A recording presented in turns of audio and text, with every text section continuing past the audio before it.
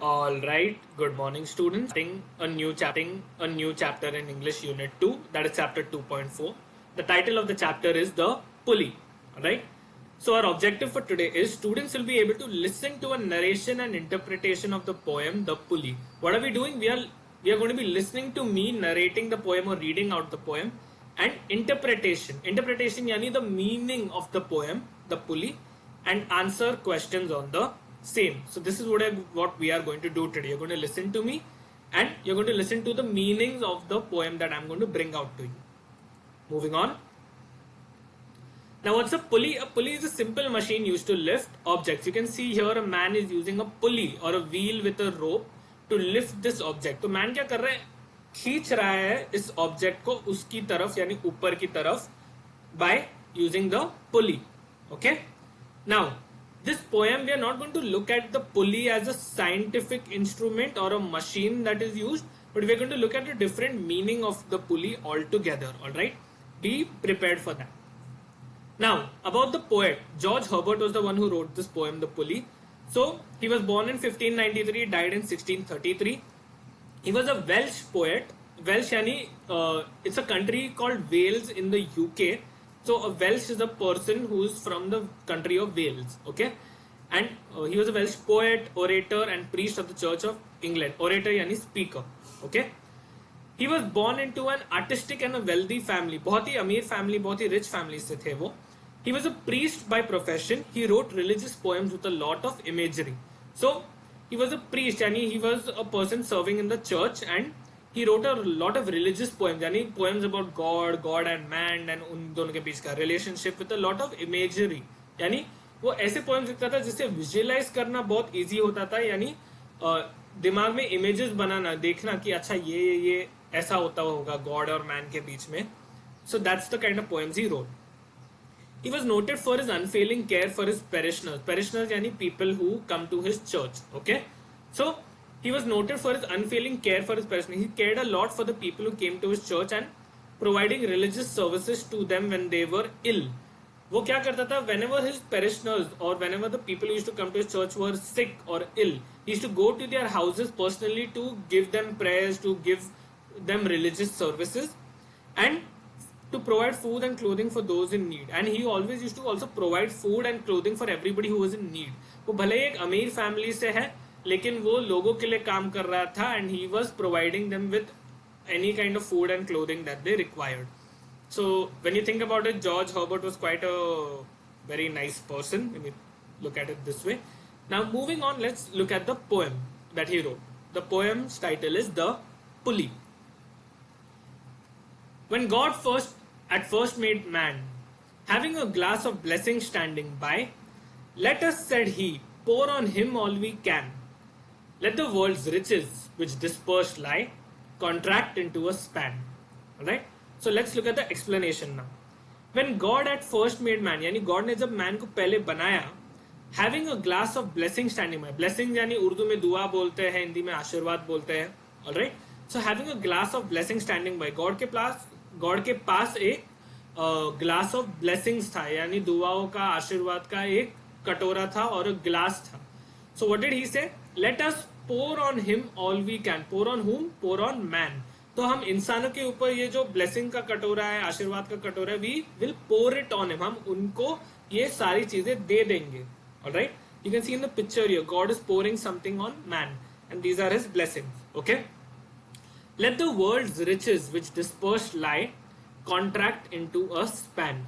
Now we're going to use self-monitoring also here and there to identify the meaning of the poems, words in the poem. ठीक है?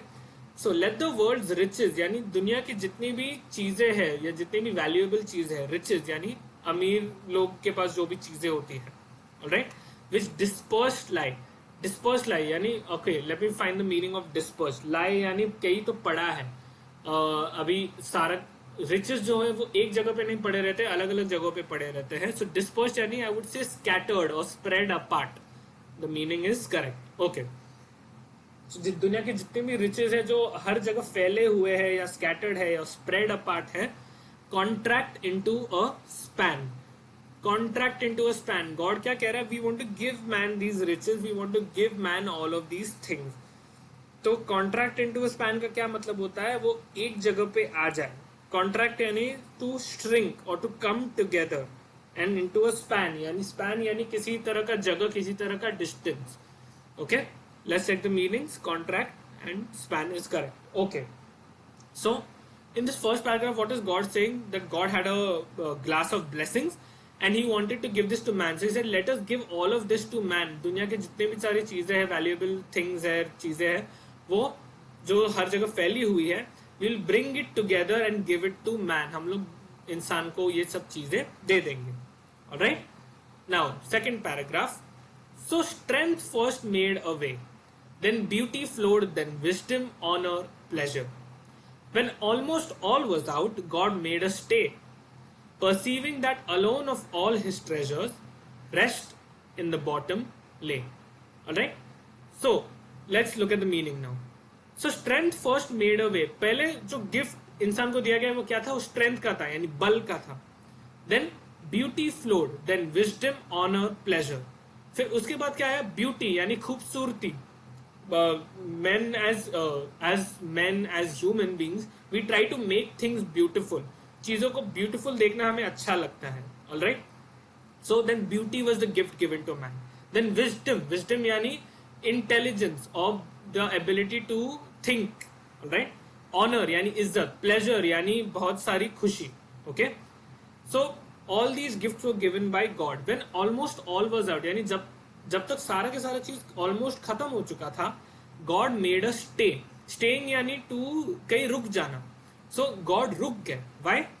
Perceiving that alone of all his treasures rest in the bottom lay. Now perceiving का मतलब क्या है? Perceiving is to observe और to notice.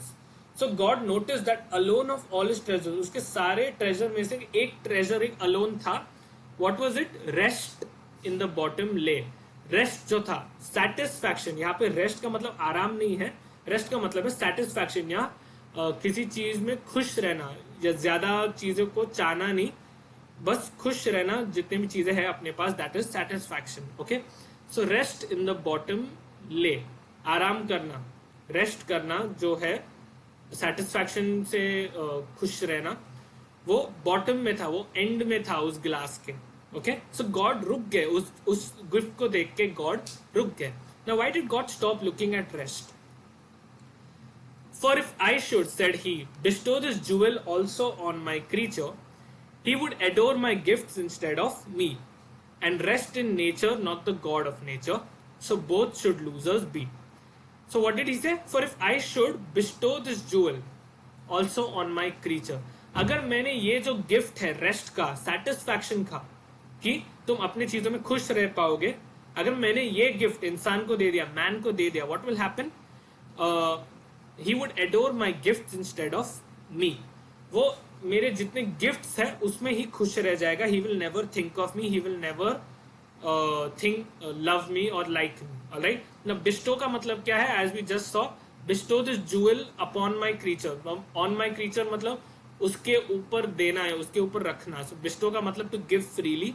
Jewel is something that's very valuable, a valuable object. And adore का मतलब क्या है? He would adore my gifts instead of me. Gifts लोग जनरली क्या करते हैं? पसंद करते. They like gifts. Okay, so adore का मतलब है टू लाइक और to love something. Alright, so what is God trying to say in this paragraph? In the first 3 lines he is saying, if I give this jewel of rest, अगर मैंने rest का ये जो blessing दिया, आराम, satisfaction का ये blessing अगर मैंने इंसान को दिया, then he will be happy with all the things around him. Alright, वो मेरे जितने भी बाकी सब गिफ्ट्स हैं उसमें खुश रह जाएगा. But he will never love me. वो मेरे गिफ्ट को पसंद करेगा, but he will never love me. Right? And rest in nature, not the God of nature. वो किस में खुश रहेगा? मेरे गिफ्ट में खुश रहेगा, लेकिन उस गिफ्ट को देने वाला जो गॉड है उसके बारे में कभी नहीं सोचेगा. Alright? So what is God trying to say here? वो नेचर में जो चीजें उनको मिल रही है, मतलब जो ब्लेसिंग मैंने दिया अभी उसको नेचुरली मिलने वाली है in nature. Alright? But he will never think about the God who made the nature. So both should losers be. तो गॉड ने क्या कहा? नहीं, I will not give this gift of rest, this gift of satisfaction to man. मैं इस तरह loser हो जाऊंगा क्योंकि मैं इंसान को सारा का सारा चीजें जो मैं चाहता था नहीं दे पा रहा हूं. लेकिन इंसान भी कभी आराम नहीं पाएगा, कभी सेटिस्फैक्शन, जिंदगी में कभी खुश नहीं रह पाएगा हमेशा के लिए. Alright, so both should losers be. तो गॉड क्या बोल रहे हैं, हम दोनों इसमें हार जाएंगे, मैन भी गॉड भी, हम दोनों हार जाएंगे. Alright, now moving on. Yet let him keep the rest, but keep them with repining restlessness. Let him be rich and weary, that at last, if goodness lead him not, yet weariness may toss him into my breast. So, what did George Herbert say here? कि God ने क्या कहा, let him keep the rest, यानी उसको बाकी की चीजें जो है उसे रखने दो. Right, but keep them with repining restlessness. Restlessness यानी रेस्टलेस, रेस्ट यानी आराम, एंड लेस मतलब कब, तो बिना आराम के. नाउ रिपाइनिंग का मतलब क्या है, pining now I know means in English it means wanting. Okay, repining मतलब अभी री का मतलब आ गया, तो रिपीटेडली वांटिंग. तो रिपाइनिंग यानी रिपीटली वांटिंग रेस्टलेसनेस. ऑलराइट, तो गॉड क्या कह रहे हैं यहाँ पे कि उसको बाकी के गिफ्ट्स रखने दो, but keep them with repining restlessness, यानी वो बिना आराम के ही ये सब चीजें चाहते रहेगा. You must have notice as humans, हम चीजें को चाहते रहते. We want a lot of things repeatedly, लेकिन हम कैसे चाहते हैं उन चीजों को, बिना आराम किए, बिना रोके, बिना किए.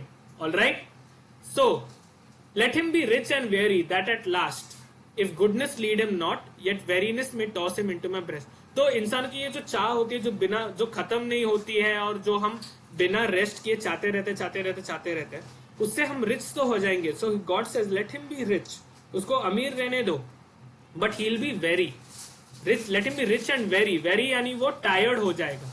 Alright, so that at last if goodness lead him not, अगर मेरी अच्छाई उसको मेरी तरफ ना खींचे, if goodness will not lead him to me, अगर मेरी अच्छाई उसको मेरी तरफ ना ला पाए, yet weariness may toss him into my breast. जो थकान है आराम नहीं कर पाने पे, कॉन्स्टेंटली चाहने की वजह से, constantly wanting things, what ever dissatisfaction that I am having, जो भी थकान मुझे हो रहा है ये सब चीजें चाहने की वजह से, वो थकान कम से कम उसे मेरे पास ले आएगा. May toss him into my breast.